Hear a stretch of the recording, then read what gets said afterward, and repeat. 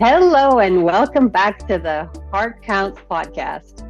I'm Karen here with Christina Foxwell, and today we're driving into something every leader and probably everyone faces, and that's uncertainty. How do we stay grounded when the future feels unclear? And I think we can all relate to it at this time in the world. Hello, everyone. I think uncertainty is something that we just have because it's just around us at the moment. And let's be honest, uncertainty isn't really just about making a decision. It's that feeling of not being able to control, which leaves us with this emotional stress. And I think when that future feels unpredictable, us as leaders can freeze up and we really get caught between the action we've got to take and that fear of failure. And then for some of us, it goes even further, and the meaning it has for me, it becomes pretty big. It can. And, sometimes we feel pressure to always have answers. I know I do. I feel it. But what if admitting the uncertainty actually builds trust rather than weakens it? And that's a strong statement or a strong question, I guess. I think it is. And, it does come down to vulnerability. And I think that's the key shift. And in this episode today, we're really going to explore how uncertainty affects us as leaders, the strategies to navigate it, and why resilience and adaptability and transparent communication are incredibly important. We can call them game changers, really. Well, let's start with why uncertainty feels so unsettling. Because it's really right. It's not just about leadership. It's about what happens internally when we don't have that clarity. How do we feel about it? I can say to you that I have feelings of anxiety often when I look at uncertainty because it creates such discomfort for me. And all I want to do is control. And I know, when I did my self-sabotaging personas, one of mine is the order orchestrator. Can you imagine the order orchestrator with no control, right? And then when things feel unpredictable, it really triggers that self-doubt and the doubt that I'm Yeah. okay, the hesitation. And then I go into this kind of flat spin of paralysis. And you know what? I know I'm not the only one. No, you're not. I totally crave control in my life too. And the pressure to know what's coming, I need to have the answers. And, leadership often feels like having to predict the future. Like I could predict the future, right? But we have that, like, I wish I can see how this is going to play out. I agree. And I think people want us to be able to do that. And that unpredictability disrupts stability. Okay. And our brain is wired for patterns. And when we can't anticipate the outcome, stress kicks in. And then our brain tells us, the extreme that we're in such great danger, it creates a lot of mental strain. Mm. Mental strain and that fear of being, but I'm going to fail, right? It's another big factor in uncertainty. What if I make the wrong decision? That hesitation can really shut us down, especially when we need to make decisions or to act quickly. It could be really tough. It can be really tough. And I think this is where that self awareness is so important. And really strong, resilient leaders develop rituals that can actually help them stay grounded, even when they don't have the answers. I have a small ritual. Can I share it? Yeah. I go lay down on my carpet and I call it a deep moment of surrender. And that ritual, I mean, it's really weird. Carolise goes, oh, she's doing snow angels on the carpet. But it just makes me feel that I can surrender to what I can't control. Mm, What do you do? I love that. Well, two things come to mind. One is just recently I do this thing where I put my fingers together and it just kind of, or I even, wiggle my toes. That's one thing. But I also have started to journal, Mm. and I feel it really helps me bring up how I'm feeling about it, my process, my doubts. What are my fears? And then I kind of see what I can control. And it kind of helps me get that grounding feeling because I see that I have some things that I can control. right? Rather than spiraling over the uncertainty. Well, I love that. The other thing I'm thinking about is community. You know, Vivek Murthy did that research study on loneliness, and a few years ago, I was suffering from chronic loneliness. And I've kind of broken through that as I worked on my resilience and my healing and my mindset. And I think you, as a leadership team here, you help me because I'm not alone. And that gives me courage. I'm tearing up because I used to feel like I needed to do it on my own. But I think what we've done as a leadership group, we've got trust with each other. And I don't feel judged when I have to walk through something that's troubling. Well, thank you. I feel the same way with you. And it does definitely help to have that network. And it reminds us that we don't have to do it alone. No, and I think, you know, in our practice, as you know, we're peers. We all work together and we're navigating life with each other. It's a beautiful space of knowing that there is acceptance and love around us. Yeah. And I think the outcome of that too, like when I reflect on even our relationship as peers and colleagues, you know, I see how communication has played a role in it. Yeah. And I really feel that, you know, one of the most overlooked leadership skills in uncertainty is the ability to communicate, and primarily around transparency. Yep. You've hit the nail on the head. Because what I've seen in stress in myself and the leaders I coach, and you would have seen that too, Karen, is that it affects the leader's ability sometimes to share, and then it impacts the team and the organization, and then that silence breeds fear. And I think Brene Brown said it even better. Shame lives in secrecy, silence, and judgment, and it becomes the lack of being able to have answers in uncertainty can feel like shame. Totally. You know, it's interesting. I was thinking about the world that I lived in, you know, dealing with organizational change, significant changes within organizations, and how they showed up, where leaders, you know, they shared what they knew and what they didn't know, and how it was embraced by the employees, and what a difference it made in the culture. And then I saw the other side where leaders were really, really spending a lot of time holding back and only sharing bits and pieces. And unfortunately, that seems to be a thing that happens in the corporate world. And it really impacts the ability to build trust. So it's just, you know, something that I've spent a lot of time thinking about and observing kind of how it had an impact on the organization, on the teams, and the leaders themselves. How courageous do you think you've got to be as a leader to say, I don't know what the future holds, but I know today we're okay. And if we put the right things in place and we speak to each other and we communicate and we navigate this together, we'll be okay. It takes vulnerability to do that. I remember telling my team members, I honestly don't know how we're going to get this done. I know what we have to do, but I don't know how it's going to look. But I said, figure it out together. I want to use an example. Years ago, I took over a sales team as a national manager, and the CEO said to me, you've got 3 months to turn it around, or people are going to lose their jobs. And I was like the third sales manager that they'd had in succession. And, you know, they looked at me and said, well, what are you going to do differently? And I said, well, the thing I'm going to do is walk next to you.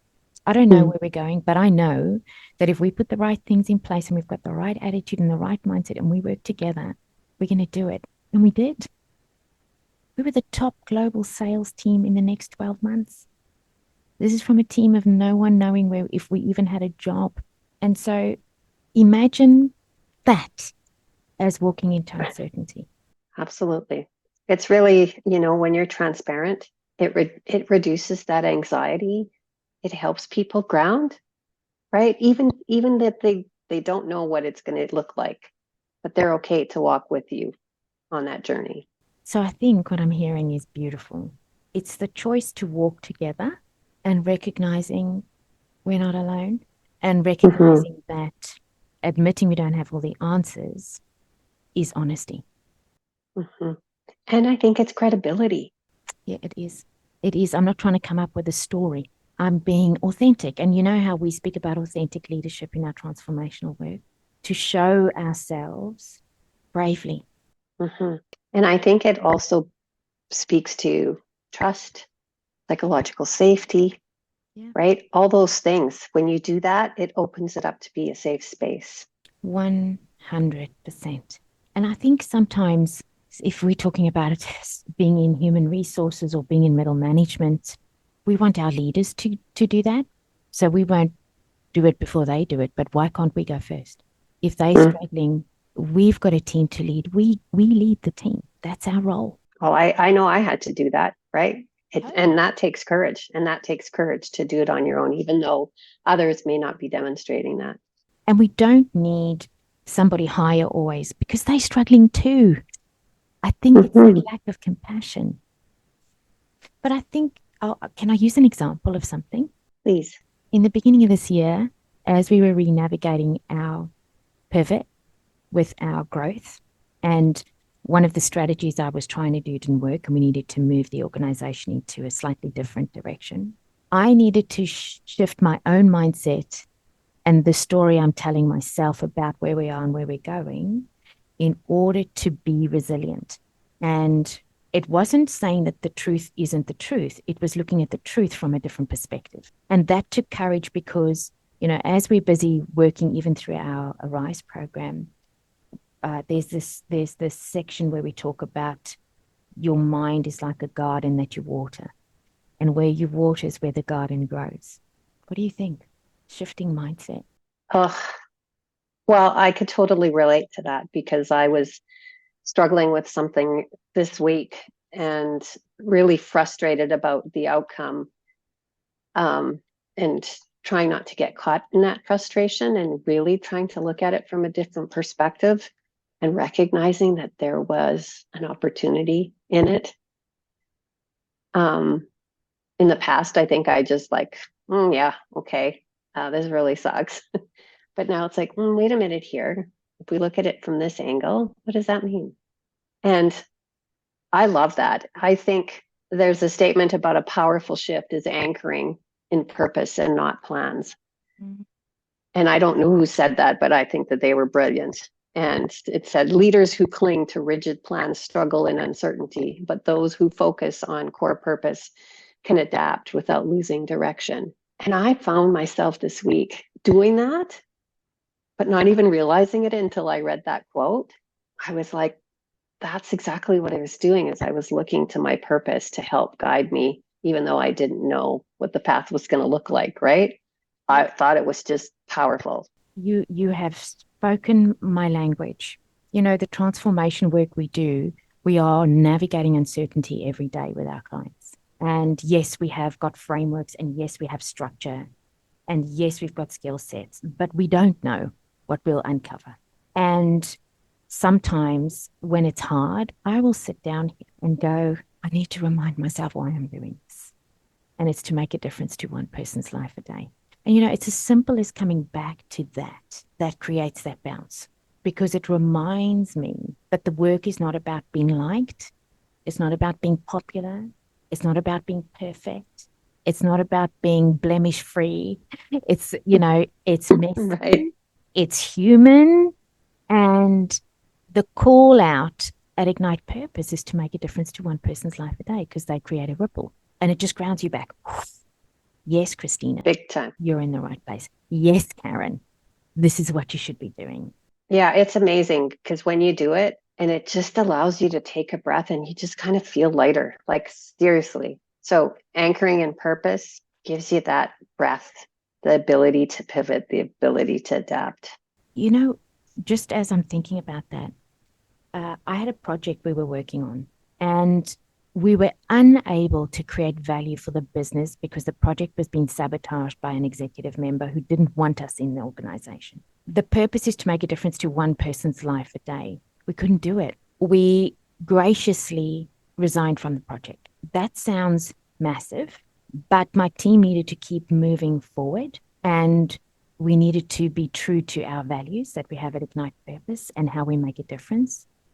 And if we couldn't live our purpose, The past doesn't make sense. That's bold, though. Yeah, but that's being able to embrace that power of adaptability. Yeah. I had someone say to me, Christina, it's making space for the door that needs to open. That makes me very excited. I just want to go and talk to the world now. I love that, right? Absolutely. It's very powerful. But there's another section, isn't there, to this whole topic? Yes, there is. And it's the one we don't want to do. Act. Take action. And actually, until we Yeah. take action, we're not free. Mhm. And how do we make, the decisions that we need to make when we can't see ahead of us? And I know for me, one of the things I do is look at what I can control. I take a look at my mindset. I also take a look at how I respond. And I'm always, well, I'm learning. I haven't always responded in the best way. Yeah. And I'm working on that. And then being able to embrace how I adapt and what that looks like for me. Yes. And yes. And there's that 80-20 rule. Strong leaders act and have 80% of the information instead of waiting for 100%. And there is no such thing as perfection, there's progress. And I think acting for me, when I'm calm and wise, allows really good navigation. But I have to recognize that what I'm acting on is what I can control, and it aligns to my values, and it aligns to our true North Star. If it's work-wise, what's the North Star? Where are we going? Who are we? And then I think it's just taking action. That small actionable step shifts us out of that freeze mode that we're stuck in about the fear of what is. It's so true. I remember years back when I went to take a course on how to make decisions, and they focused on this 80-20 rule, where you act on the 80% that you know. And I think if we take a look at a great example of what happened during COVID, and everybody had to shift. But I know specifically of an organization that was thriving and had clear thresholds as to, if we hit this threshold, we're going to have to make a decision. It's going to have to be done very quickly and effectively. And they knew exactly what that would look like because they talked about what would happen if they hit that threshold. And it was interesting to hear the story about how they did it at the right moment, and that the company continued to thrive even during COVID. And what's interesting is I keep tabs to this company, and recently they've had to do a similar decision, but this time it was because it was a positive thing. But that's exactly the point. When we went through COVID, we were going to have the best year ever. The projects we had locked in were unbelievable. I think I might have died from all the work, but it was great. But at that stage, I had to be face to face across the country. I was always on an aeroplane. And through COVID, we transformed our learning process into the app. We did virtual programs. I've learned how to run really beautiful virtual coaching programs. I wrote 2 books. We changed the way the organization worked. It was just the good that came from something that looked like it wasn't good. Right. And finding that gift, right? Finding the gift, which shifts the mindset, right? I could be saying, oh, well, we would have been here as a business. Would we have? Who knows? Mm-hmm. Why don't I embrace where we are and how amazing that is? And I know that the audience out there can relate to all of it because we've all lived through COVID. So we all have examples of seeing where those challenges were turned into opportunities. And we have to continue to recognize that that happens continuously. It's like a cycle, right? It is a cycle, and it's a cycle of courage. It's that thing with courage over comfort. I say we've been called as leaders to show up, and showing up doesn't mean we have all the answers, but it means in the moment we embrace what is, which is crazy because you'll go, why would I embrace something that's awful? Because I don't know what it is in reality, but it's here. And you might not see it for a while, but you step into it. And as you step into it, it starts to unfold and you can eventually see it. 100%, which means I need a special secret sauce. And you're going to share that secret sauce, aren't you? I like secret sauces. I love a secret sauce. Oh, yes. Well, I love the concept of grit and grace in leadership. Mm. And I remember working with a leader of mine. I reported to her, and she demonstrated grit and grace in a way that I thought I would never appreciate as much as I do now, and even then. And grit really gives us determination, while the grace allows us to kind of lead with the wisdom and emotional intelligence. And I guess what I get out of that is, yes, it's hard. Yes, it feels uncomfortable, but it's also exciting too, right? And you kind of just have to show up with, hey, you know what? You feel this way. We're going to address this. We're going to work here. We're going to do this. Um, this has worked in the past. Like, do you know all of that? And just to be perseverant and to be kind to yourself as you're working through it. I love what you've just said because I used to be a total ninja Barbie. I had grit with no grace, which was tearing, probably the best way to explain it. You push through adversity, you're hard on yourself, which means you're hard on others. You burn out because you lose your ability to rest, to slow down, and to be kind to yourself. And grace for me, I liken this to a cloak of grace that I wrap around myself as I walk into my office every day. It's a calming space of deep love and generosity. Deep love and generosity. And it has to start with me first, because as awful as this sounds, I cannot give what I do not have. So if I'm trying to pretend to be gracious and generous, people will know it because I want to be. But if it is just what I'm giving myself in that moment, it will be what I can give to others. And that is what will grease the wheels of my grit. And I really appreciate you sharing that, because I think that sometimes we get to a place in our lives where we lose sight of that grit and grace, particularly to ourselves. Like, what's going to get me through this? How can I be kind to myself as I navigate this? And I'm learning more and more in my own personal journey how important that is for me to navigate uncertainty. And I just think that without it, it's so much more difficult. You know, Karen, thank you for saying that, because the end of last year when we needed to pivot, I had grit without grace for me. And the excruciating pain I experienced was hard to bear. But because I had people like you, Carolee, Sarah, John, Anel, my son Josh, around me, I could rise because you guys reminded me that I could be okay and be kind to myself. And that I could love myself for making the decisions I have with the best intention, and that nothing is ever set. I'm reminded of the two monks that worked for that flooded village, and who knows what is good or what is bad. So why can't I have grace? I really appreciate sharing that, for sure. We've had such a nice chat today. We have, absolutely. And, before we wrap up, I want to just throw something out there for all of you to think about. When uncertainty hits you, do you freeze or do you move forward? What's one mindset shift that could help you? Yeah, we'd love to hear your reflections. We'd love to hear you share that with us.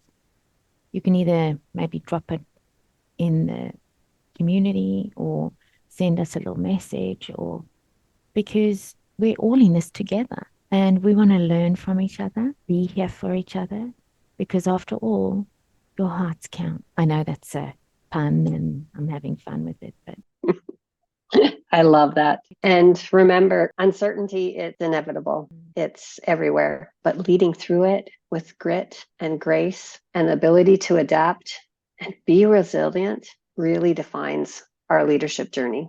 absolutely. And in the next few weeks, we're going to explore how vulnerability strengthens leadership, because that's just the next two, right?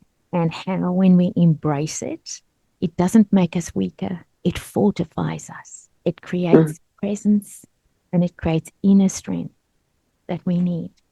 Absolutely. And it really kind of allows us to be authentic, doesn't it? Well, it's being the best of who we are, just who we are. I just love that. And I know that my vulnerability, as I've started learning vulnerability, it's not about disclosure as much as it's about presence. It's an open heart to An walk, open mind. open heart, open mind. And I will say this very boldly, trusting faith. Gosh, what an Love it. episode today. God, I just want to hug you across the screen, Karen. Oh, I feel the same way. And thank you, Christina. It's always a pleasure working with you and having these great conversations. And I just want to say until next time, keep leading with your heart and courage. And we will see you next time. We'll see you on the Heart Counts podcast. Thank you. We'll see you there, everybody. Take care. Bye. Bye now.